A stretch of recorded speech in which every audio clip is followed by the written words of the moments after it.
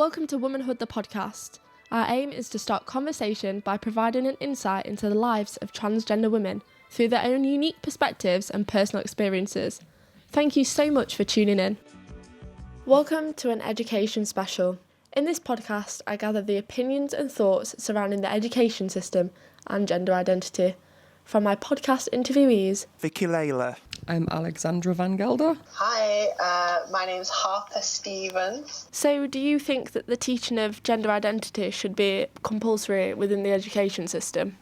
Yeah, for sure. I do think it should be compulsory because at the end of the day, there's this worry by some parents that their kids are going to turn gay or trans or any of the other LGBT plus identities if they teach it, or it might confuse them. But I think we really need to give children credit for intelligence. You don't learn how to be gay, you don't learn how to be trans. You're either that way or you're not.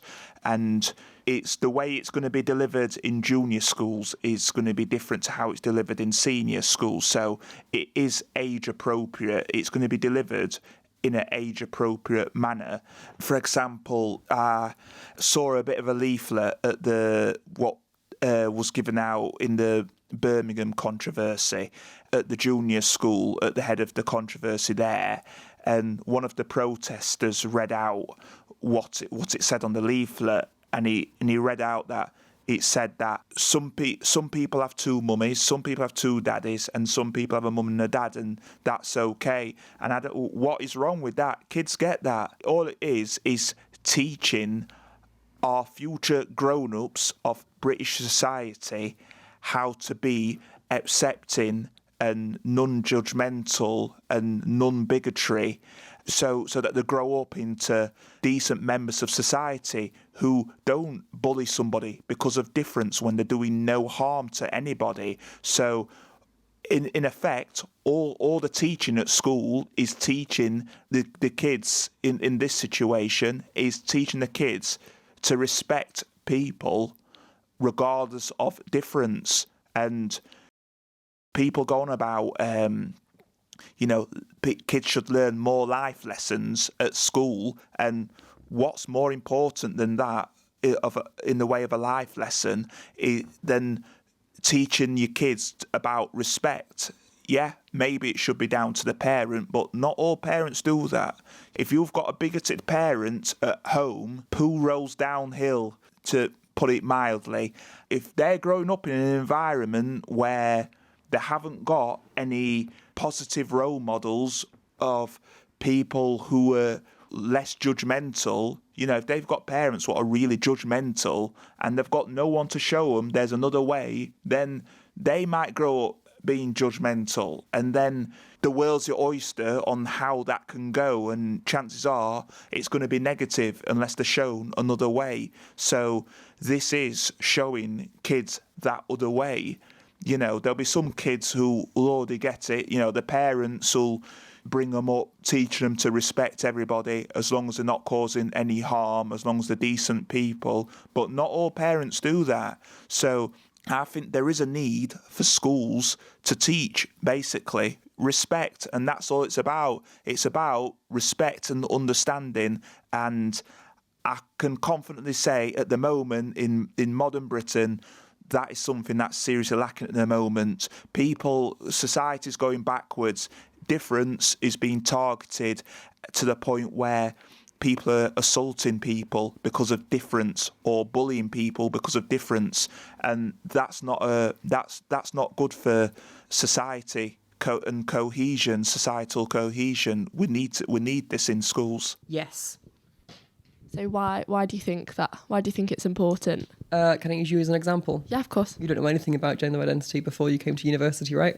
No, not a clue. And what problems did that cause for you when you started meeting trans people?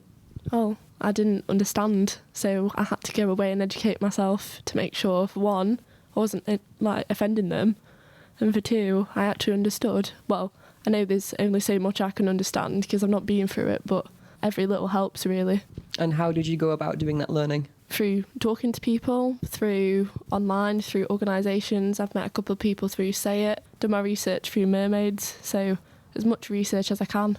So the first thing you mentioned, talking to people, there's two aspects to this. The first one is when you don't educate cis people, that leaves trans people to do it. We aren't paid for this. We can't educate everyone, mainly because there just isn't enough of us. Yes, there are a lot of trans people. Are there enough trans people to educate the world right now? No. If we had education in schools, it would make life a hell of a lot easier for everybody because we wouldn't have to be constantly explaining ourselves and cis people wouldn't have to be constantly asking questions because they would already know the answers. The other aspect of that is, if I'd have had that in school, I probably would have realised sooner because I knew something was wrong, but I didn't know what. And if you do introduce it in schools, you might save someone's life. 2 out of 3 trans kids under the age of 18 attempt suicide. Why do you think that is? It's more than likely because they can't transition yet. Kids aren't allowed to transition in the UK. They can go on blockers. But if you were to educate people, it would be easy. Like there was a school I went into a few weeks ago. I think it was December, so maybe more than a few weeks. There was a trans guy in the class. It was year 9, and he wasn't in that day. And it was my first day in the school, so I haven't actually met him. And the kids were like, oh yeah, she wants to be a boy. And like saying, not stuff that's mean, but stuff that if he were to hear would really upset him. Because what they're essentially saying is, oh, we still see you as a girl. We're not going to treat you badly. You know, we're not going to be mean to you. We're not going to take the mick out of you. But the language we're using very clearly says we see you as a girl. That would be devastating to him if he was there. I just completely stopped the lesson and just went, right, I'm trans, ask me questions. And they did. And the feedback I got from the school was loads of the kids have come forward and said that what you did in that lesson was so helpful. And because of that, that school is now working with the LGBT Foundation to get trans training in for the kids. Because it shouldn't be a topic that adults are scared of, teaching kids. If you tell kids about trans stuff, you know what? Yes, it will happen. Some kids will think they're trans when they're not. Some kids think they're gay and they're not. Some kids think they're bi. I thought I was bi for a while, then came out as gay, then came out as bi again. Like, people go through phases like that. It's if you're not cis and straight, you know, the LGBT people do have to go through those phases. We're brought up in a world that is not made for us. And we do have to figure things out because society's telling us that being LGBT is weird, and most people therefore don't want to be it. So because of that, it's very confusing. But if you can educate people from a young age, then, you know, it wouldn't be this weird topic. You wouldn't have people being bullied in schools because it would be seen as normal. And you know what? If you do get a kid in year 9 who decides they're trans and it turns out in year 11 they're not, well, in year 11 they're 16, they're still not going to be allowed to transition. They're not allowed to transition till they're 18. So what have you done? You've made someone realise that something about themselves is confusing them, and you've let them explore it, and they've come to their own conclusion. Realistically, there is no harm that can come out of educating those kids. This is a tricky question. It's something I've not given too much thought to. I think it falls along the lines of how we talk about and how we educate. I suppose at the moment it would come under sex education at the moment. I think there's a lot of improvement that needs to be done within sex education, of making sure that sex education is age appropriate for the child, that it's teaching them about things that they need to know in their life. And along with that, it's everything from like puberty to we need better consent education as a start, just to be like teaching children like when they should, you know, hug their friends or anything like that. Moving on from that, I think, especially when we see, you know, how much sexual assault is happening in our society, especially at university spaces, if we're going back to that subject. I think consent education throughout the course of a student's life at school and at higher education, it needs to be better, just consent education as a whole. Sex education as a whole also needs to cater for people with different bodies and experiences. I personally was only taught about heterosexual sex, and I was never taught about safe sex for anything else.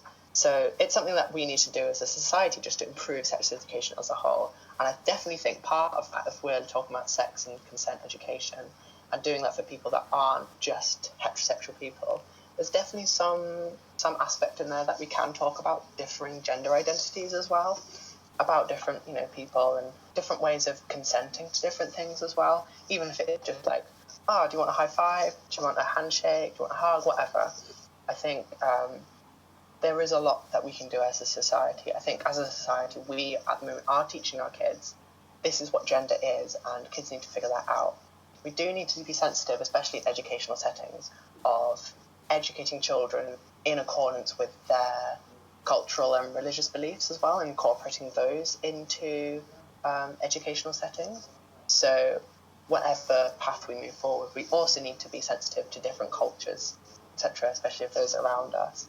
So it's certainly nothing that I can definitively answer as as a white woman who was born and raised in England.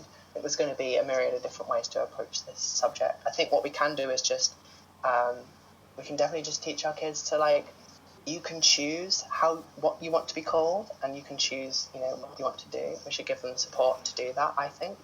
I also think we should teach kids to be more tolerant of others that they see in the world, just more generally, especially when it comes to LGBT identities. I think that there should be some form of LGBT history taught alongside learning about this, so it's not some weird alien thing. It's actually something that we live all around, and we always have done. Yeah, it's definitely a subject that I want to do a lot more research on, because I know as a child, and it's something that I want to be a parent someday. I want to raise my kid in a way where I can say to them, you get to choose who you want to be, from the get-go. I don't want to forcefully gender my child. I want to teach them what gender is, and for them to find their way through it. So how do you feel that some people, some parents in particular, don't want the children to learn about gender identity to the point that if this was made compulsory in schools, that they would pull the children out of these lessons?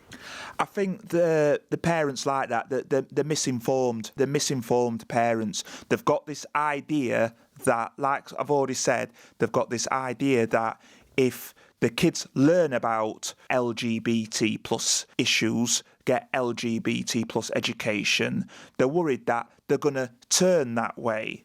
And at the end of the day, even if that child ends up exploring themselves in that way, what harm is it doing? There's a lot of misinformation about things like kids being given cross-sex hormones. Kids don't get given cross-sex hormones. They're not allowed anything till 16, and I believe that's with parental permission at 16 as well. So, what is the problem? If they change their mind, they change their mind. I think there's all sorts of things at play here. We're living in a world where people care about what the neighbours think and keeping up appearances, and maybe some of that is at play here. They worry about what the neighbours will think.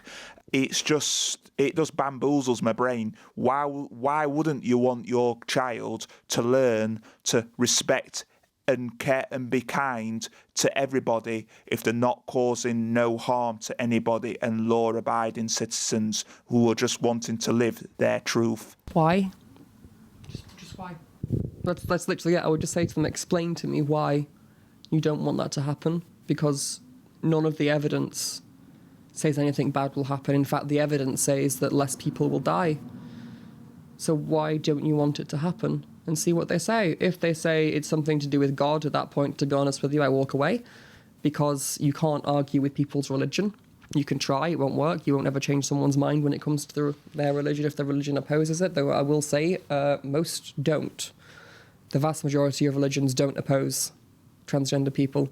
There are countries in the world where if you go there and you're gay, you'll be killed. And if you go there and you're trans, you're completely fine. Gay people being killed is awful. But there are certain parts of the world where we are completely safe compared to gay people. There are some parts of the world where the tables have turned. But there's no evidence to say that anything bad will happen to your kids. Nothing at all. Okay, yeah, my favourite one is, but they'll be confused. I'm like, right, you're absolutely right. So what you should do is not educate them on it. So when they are exposed to it, then they won't be confused. That's logical. But it's not. It's ridiculous. There's absolutely no reason whatsoever not to teach kids about being trans in school. None at all, because there's a very good chance some of them will be. And if you mean that they are far less likely to kill themselves, self-harm, or be seriously depressed, or have other mental health conditions, how can that be a bad thing? What would your response be to a parent that says that they don't want their child exposed to the teaching of gender identity because, quote unquote, being transgender is a trend? First of all, where do I start? There's so much to get into. I think I'd swing around to what I was saying at the very beginning of our podcast. Gender identity is something we all have, If you're a cis woman, you have a gender identity. If you're a cis man, you have a gender identity. And it's something as children we all need to learn about. And it's something that I want to encourage children learn about in a more gentle and constructive way, where they can play about with it and understand really what it is. So I think generally in society we teach girls certain things, we teach boys certain things. And I'd say to being transgender is just a trend. That's one of my favourite quotes to kind of rebuke, because there's so much history behind just that are completely different from ours, that have 3 genders within them, maybe more, maybe less. And there are so many examples all throughout the world, even within our society. So within the United Kingdom, there is a transgender history here that starts, we don't know when it starts, because this thing is kind of never really been recorded. You can look at cross-dressing throughout history and kind of question what that kind of means. Like, it's just men dressing up as women, but then if you look at, you can find historical examples of this just being their lives. They always dressed up like this. They always went by that.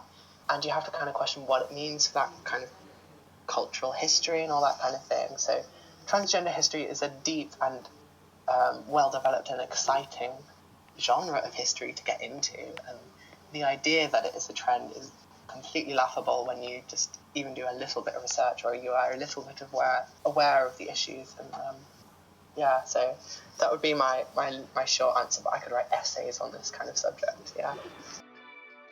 So, what do you think? Have your say and let us know on Twitter at Womanhood Cast. Thank you all for tuning in to this education special. We have been Womanhood the podcast, and I have been your host. Find us on Twitter for more at Womanhood Cast, and me, your host, at C. Stan Majerno. Goodbye for now.